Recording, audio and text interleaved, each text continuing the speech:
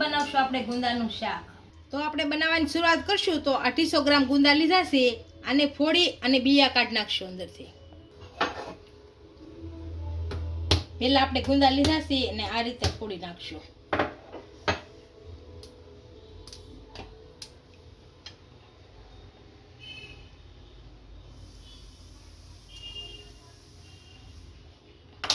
આ રીતના બબ્બે બટકા કરી નાખશું.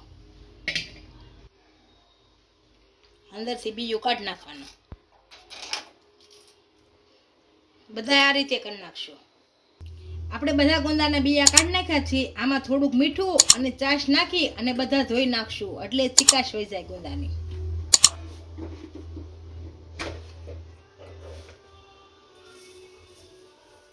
આ મીઠું નાખશું.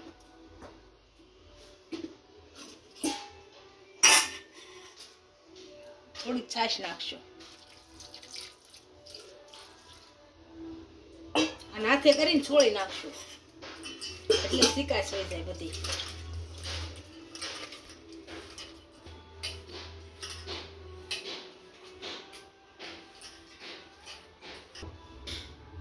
આપણે આ બધા ગુંદાને ધોઈ નાખ્યા છે સારી રીતના છાશમાં. એટલે જો ચીકાશ બધી વહી ગઈ છે, હાવ ચીકાશ વહી ગઈ. અને આને કોરા કરી અને બધા કાઢી લઈશું એક ડીશમાં. છાશ તારવી નાખશું હાવ. આપણા ગુંદા ધોવાઈ ગયા છે. આ શેકેલા સિંગદાણા લીધા છે. આ 7-8 કળી લસણની લીધી છે અને જીરું લીધું છે. આને પહેલા આપણે ખાંડી લઈશું. આ ત્રણેય વસ્તુ આપણે ખાંડી લીધી છે. હવે શાકનો વઘાર કરી લઈશું. તો આપણે ગેસ ચાલુ કરી દીધો છે. આની અંદર આપણે તેલ નાખીશું. તેલ આપણા સારી રીતના ગરમ થઈ ગયું છે. આની અંદર થોડીક હિંગ નાખીશું.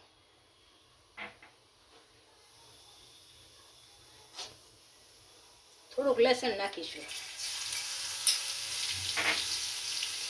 ખાંડેલું જીરું નાખી દઈશું.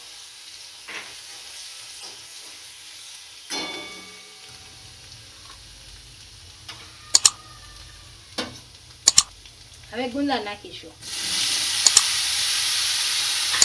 આને શેકાવા દઈશું.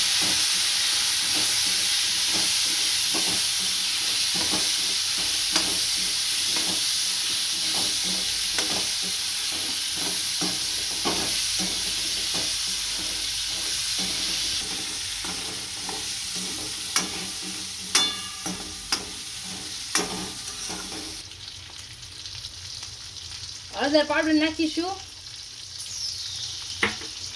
મીઠું નાખીશું સ્વાદ અનુસાર. ધાણા જીરું પાવડર નાખીશું.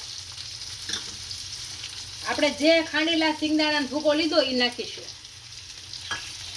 અને થોડુંક ભેળવેલું મરચું નાખીશું. આને ભેળવી નાખીશું.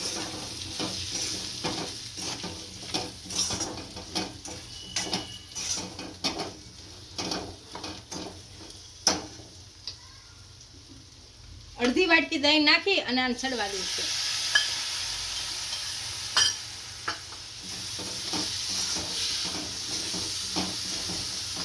હવે આને છડવા દઈશું કઢી.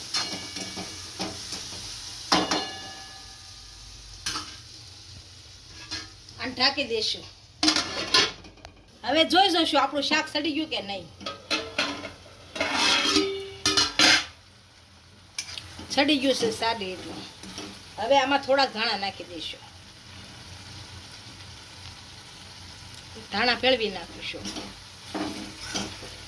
હવે આને ગેસ બંધ કરી અને નીચે ઉતારી લઈશું.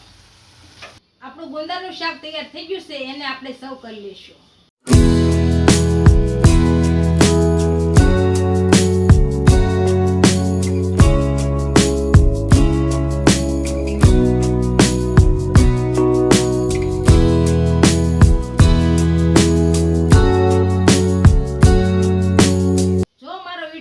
તો વિડીયોને લાઈક કરી દેજો. ઇન્સ્ટાગ્રામ અને ફેસબુક ફોલો કરી દેજો. મળીએ નવા વિડીયો સાથે.